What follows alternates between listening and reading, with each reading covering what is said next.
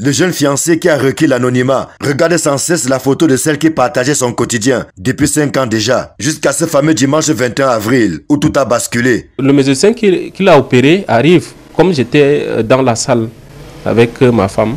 Il est sale, trop sale même, sortant apparemment de 2-0 qu'on l'a appelé pour venir opérer ma femme. Tu sentais la boisson sur lui jusqu'à ce n'est pas bon. Admise au centre hospitalier catholique Deo Gracias, situé au quartier Emana, où elle était censée donner la vie, Antoinette Elodie Ondouafoué, tout juste âgée de 28 ans, va perdre la sienne, dans des circonstances troubles. J'arrive, je tombe nez à nez avec ma femme, qu'on est en train de l'amener au bloc pour l'opérer. Je lui fais même le courage et tout et tout. Elle me dit, ok, va trouver maman là-bas. Elle était bien, pas de problème. 20 minutes plus tard, ils sont sortis avec l'enfant. Peut-être 30 minutes plus tard, ils sont sortis aussi avec la mère. Je tourne comme ça le dos. Je prends ma petite soeur. Je voulais la raccourcir la route parce que comme elle est à Mimboman, net quand elle descendait, on m'appelle. C'est qui ma belle-mère? Elle me dit qu'on vient de l'annoncer que ta femme a convulsé. Je prends mon courage et retourne. J'arrive à l'hôpital. Je fonce directement dans la salle là où ma femme est. Ils sont là, plein là sur elle. Quand je jette un coup d'œil, je regarde ma femme ne vit plus.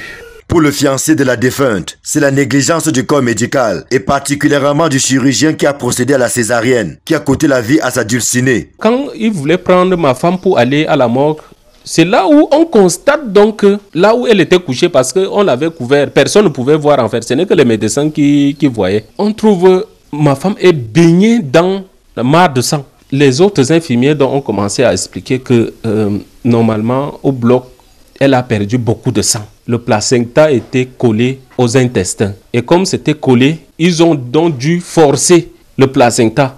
Et comme ils ont forcé le placenta, ça a fait donc des blessures à l'intérieur. Dès qu'ils ont enlevé le placenta, ils ont laissé comme ça. Ils ont cousu. Comme le monsieur était ivre, ça veut dire que vous ne pouvez pas me dire que quelqu'un qui a bu, il a tout son sang. C'est pas possible. On a porté ma femme à les mettre sur le lit là-bas. Donc, le sang a continué donc à couler. Et c'est comme ça qu'elle a eu l'hémorragie interne. Au centre hospitalier Deo Gracias, c'est motus et bouche cousue. Le fondateur résident au Canada, ceux qui ont la charge de gérer l'hôpital au quotidien, esquivent cette patate chaude. C'est donc après moult tentatives d'échanger en vain avec les responsables que la famille de la défunte et son fiancé ont décidé de porter plainte contre l'hôpital catholique Deo Gracias pour négligence et homicide involontaire. Le monsieur a disparu. Le gynécologue a disparu de l'hôpital. Je ne sais pas pourquoi il a disparu. De nos jours, une femme qui accouche ne devrait plus mourir de suite d'un accouchement. Vu qu'on a déjà des plateaux techniques adéquats, elle est partie de façon brusque vu la négligence du personnel. C'est choquant. Elle laisse une petite fille à cet âge-là. C'est terrible. Une affaire bien triste qui n'est pas sans rappeler d'autres scandales, survenus bien avant dans certaines formations sanitaires publiques et privées. Des erreurs médicales rarement assumées, qui marquent à jamais bien de personnes et de familles, à l'instar de ce bébé de sexe féminin qui ne verra jamais sa génitrice.